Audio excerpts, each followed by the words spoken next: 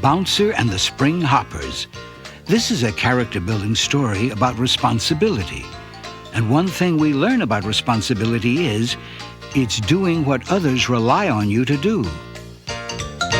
Building character to last your whole life through. Character building will build a better you. It was another beautiful day in Agapeland. The sun was shining, the birds were singing, and all the little animals were out having fun. All except Bouncer, that is. Bouncer, don't forget to put away all your toys, said Mama Rabbit. And you need to make your bed and finish cleaning up your room.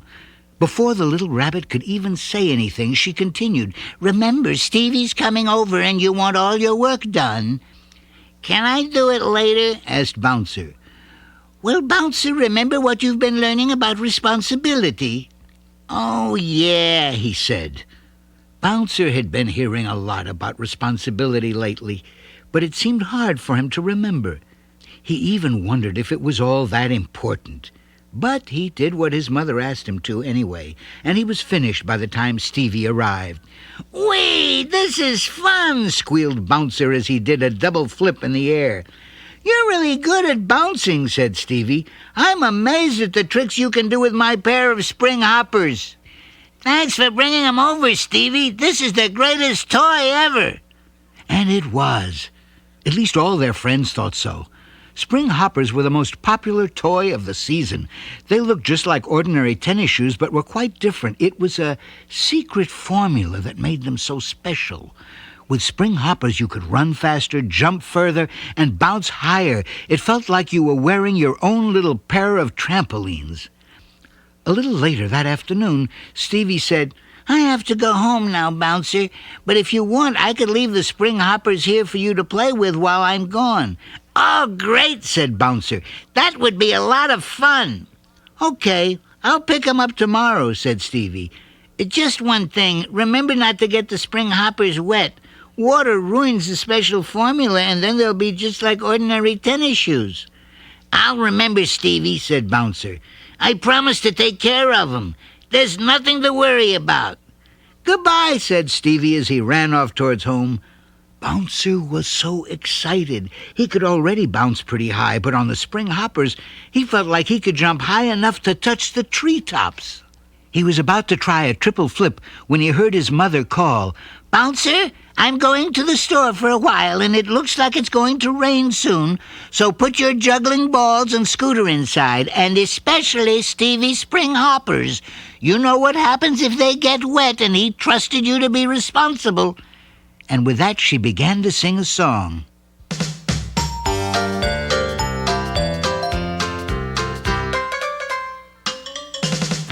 Responsibility, it means you're trusting me to do a job the way it should be done.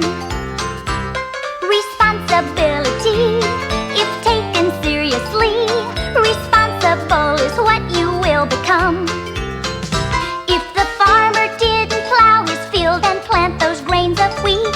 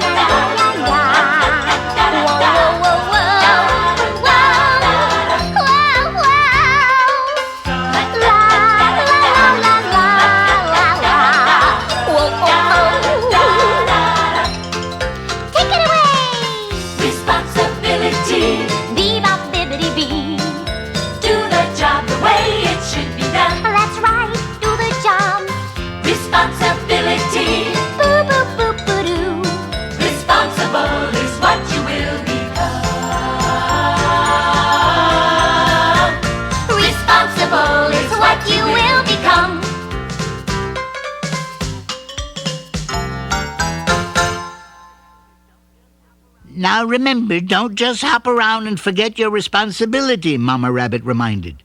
She waved, tucked her umbrella under her arm, and down the path she went. Bouncer took off the spring hoppers and laid them on the ground in the corner of the yard. He went over to his scooter. I guess I could put this away first. Vroom, vroom, he shouted. He sped his scooter around and around. The incredible Bouncer is in first place. He's coming to the finish line, and yes, Bouncer's the winner! He rode his scooter around the yard a few more times, then he rode it into the shed.